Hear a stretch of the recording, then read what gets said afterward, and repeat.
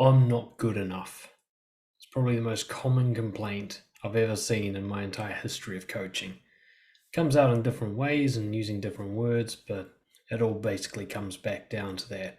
So the biggest problem I'd say anyone in the world has is this vague sense that they are not good enough.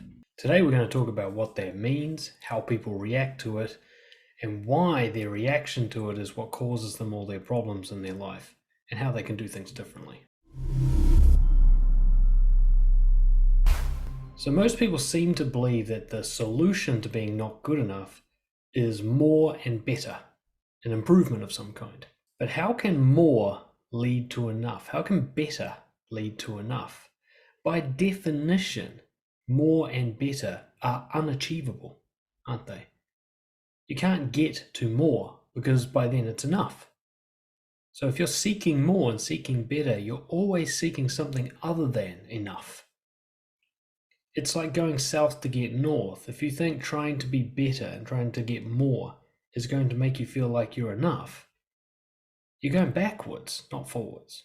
One of the hard reality wake-up calls in my own life, and then of course I saw this in the lives of others, is that perfectionism and being ambitious and being a high achiever are, without exception, a result of childhood trauma. Someone who's always trying to be better, always trying to be the best, especially compared to others, always trying to be excellent in everything that they do and trying to be perfect, is almost always driven from an unhealthy demon inside them. There's very few ambitious, high-achieving people that are coming from a healthy place. When I've dug deep into such people, what we find is it's just childhood trauma. They are seeking to avoid pain or seek pleasure and approval using an old childhood strategy that they stumbled onto, which is they had a talent for something, or they had great endurance, or they saw other people doing it and thought that's how you get love, or that's how you avoid hate. And they're still applying this strategy decades later. You have to ask yourself a very simple question. Is this how a confident person behaves? A person without insecurities? Are they driven to be the best? Are they always trying to outcompete other people? Do they need everything to be perfect and go exactly the way it's supposed to? Does that sound like confidence? No, of course not. Confident people don't mind being middle of the pack. They don't mind going unnoticed. They don't care if their effort isn't the best compared to other people as long as it's their own best effort. They have nothing to prove. They don't measure themselves in terms of comparison. They aren't driven by demons. For a confident person, what matters is meaningfulness and enjoyment of life, not outcomes and rankings and status. You don't need to beat other people to be confident. If you feel the need to beat other people, you feel the need to control everything and order everything into perfection, you must see how obviously that comes from insecurity and trauma and not from confidence and integrity. Now, many people will say they wish they were good enough in so many terms. They want to be good enough. They want to feel like they're good enough. And yet almost no one has a practical solution. Almost no one knows what you're supposed to do to create that sensation of being good enough. So they do the next best thing. They aim for perfection. They aim to win. They aim for an optimal way of living. They aim for success in all things. They aim for high achievement, thinking that's what will fill the hole. And yet, as you can see with the highest achievers and the most successful people on the planet, they just can't stop. It never ends. The billionaire's still trying to make money. The world-leading politician's still trying to increase his ranking, and so on and so forth. They never feel like they're enough. So that's obviously not the solution. Let's break it down. Good enough. Those are two words there that we need to define carefully. So what does good mean? Well, good's a quality measure, isn't it? It's not a quantity measure. It's a quality measure. It is about something that doesn't require improvement, isn't it? It's above the line. It's not bad. It's good. So it must be enjoyable, meaningful, satisfying, healthy. I'm sure there's a lot of other terms you can add to it, but these are all qualitative terms, not quantity. It's not an amount. Now, enough is quantitative. Enough is an amount. It's the maximum amount needed, isn't it? Anything more than enough is extra. Anything less than enough is harmful, isn't it? It's a scarcity. So enough is when you've achieved whatever the amount is and do not need more. Now, there's obviously a lot more that can be achieved. Enough isn't perfection. And this is an important element that you need to consider, because most perfectionists, people-pleasing type people I work with, for them, good enough and perfect are the same measurement. And yet, by definition, they're not. I mean, you wouldn't need different words for them if they were the same measurement. So clearly, if here's a spectrum and perfect is up here, good enough must be further down.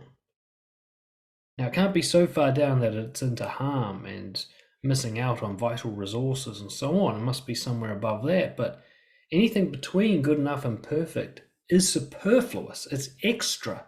It's unnecessary. One way to look at it is, say, getting a degree in university. We used to have an old saying, C's get degrees. Now, you can get an A+ in every assignment and every essay, but you don't come out with a better degree than the person who gets a C- in every exam and every essay. You both come out with the exact same qualification. So any effort required to move from a C to an A is unnecessary extra effort that does not benefit you. And this is how most perfectionists live. They do all this extra stuff, or at least they imagine themselves doing it, to get the same result as somebody who's just cruising along. And yet they're bitter at that person, as if that person hasn't earned it, without realizing, hey, if the person's done enough, then by definition they've earned it. You're the one wasting time doing extra. Now you think extra might be, well, it's a luxury, it adds more pleasure and more positivity. If good enough is good, well, then extra is only going to be more good, right? Wrong. There's a thing called the maximum efficiency point. And this is a point that if you go beyond it and do more, you actually start to harm yourself. You actually achieve your goal less. There's a time where you have to actually stop to get the maximum possible efficiency. And very few people are aware of this concept or know how to measure it properly. But when you start measuring it, you'll start to see how often your perfectionism drives you to do so much more that you actually end up doing less because you harm yourself. Think of the guy who tries to make as much money as possible, way beyond a living wage, way beyond what's needed for a basically enjoyable and healthy lifestyle. There's excessive amount of wealth. He works 90 hours a week. And in doing so, he neglects his family and his health and his hobbies. He's gone way beyond the maximum efficiency point, and now he's hurting his overall life far more than he's helping it. And he'll regret this on his deathbed, which is probably going to be quite soon. So he's not actually getting extra, he's getting less with this approach. Think about a guy who says more than he needs to make the point. I'm guilty of this in some of my videos. Some of my videos could be 5 minutes and I go on for 40. Now, when somebody like me does that, we actually risk confusing the point that we're making. We add so much extra information, it's harder to understand what we're saying. Or even worse, we might come across as needy, like I'm trying to convince you, trying to sell you, trying to get you, which actually repels you and makes you less likely to listen to me. So by saying more, I'm not adding more value, I'm actually taking the value away. I used to make this mistake in coaching sessions. I used to do these 4-hour coaching sessions. And I try to jam as much value into them as possible. I try to solve every problem in that person's life. But the feedback I kept getting was, it was too much, I can't even remember any of it. So I started experimenting with dialing the sessions back to 1 hour or less. And I saw that would make more progress in my client's life than the longer sessions did. So there was actually a maximum amount of coaching I can do with someone in any given week before I start actually doing more harm than good. And of course, a classic one we see is guys working out too hard, right? There's actually some hard science that says a great workout is very, very short. High intensity interval training is basically the best kind of exercise you can do. And we're talking 10, 15 minutes of working out. You get these guys who go to the gym for 3 hours or 4 hours a day. Now, they might be really big, but what they don't realize is that they would get to their goals quicker if they spent less time at the gym. And they just did very intensive but very specific exercises. So they're actually battling against the inflammation and injury that they're causing themselves by working out too much. not knowing that actually that inflammation attracts fat. So if you want to cut down, you want to get all shredded, it's better to work out less and focus on your eating than it is to spend all your time at the gym. People often think of good enough as slacking off. As one of my clients said, it feels like I'm leaving something on the table. But it's actually the high achiever and the perfectionist who leave so much on the table. They're the ones that neglect their health or their family or just their enjoyment of life. They're the ones leaving stuff on the table. The person who manages to get it good enough in all the areas of their life, they're leaving nothing behind. They get to enjoy it all. They get to have a really meaningful life with lots of spare time and freedom. They're not leaving anything behind. The idea that you're lazy when you're not busy, that's conditioning, that's programming. It doesn't even make sense. You're not less productive if you're taking heaps of time off. You can look into the science for this for yourself. People who have fun get more done, or should I say get better results, than people who are really serious and working really hard. It's a myth that you need to be busy and burning yourself out to achieve great things. Odds are, if you are a hard-working, high-achieving perfectionist, you're doing much, much less than you could be. Your results are worse than they could be if you were to dial it down and just be good enough. See, by definition, good enough. You've done enough. Anything more is exceeding the maximum efficiency. You're going to start going backwards. You can never be better or more because by definition, these are future states. You can never be them in the present. But you can be good enough right now if you know how to turn that term, good enough, into practical action that you're currently taking.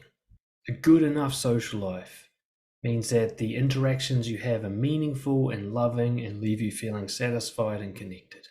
A good enough business puts food on the table plus a little bit extra for fun while doing satisfying work that doesn't compromise the other areas of your life. Good enough health means that your belly is below the dangerous level in terms of inches. You're able to play with your kids without getting puffed. Your illnesses and injuries are being treated to the best of their ability, and you can handle whatever it is you do in your normal everyday life. Anything more than that, unnecessary extra. So to achieve good enough, most of you actually need to aim for less rather than more. Instead of asking yourself, how can I be better, which as we've described is impossible, because you can never be better, you can only look at it as a future state. You can ask yourself, how can I achieve good enough with less time, less effort, less resources? How do I do the most needed, not the most possible, just the most needed, with the least amount? And you can make this the improvement that you seek to make each day, rather than trying to be a better person, rather than trying to outdo other people. See if you can get to good enough with even less effort today. Now, I know that this is an earth-changing, mind-blowing transition for most people. They have to become a totally different person to achieve good enough. They have to let go of all their programming and all their conditioning and all their childhood trauma and the bullshit that their parents and their teachers and the media piled onto them to turn them into good little factory workers, which is totally shit life for everybody. If you need help with this, like I needed help, get in touch, dan@brojo.org. We can have a session and I'll help you through it. Here's to being good enough. See ya.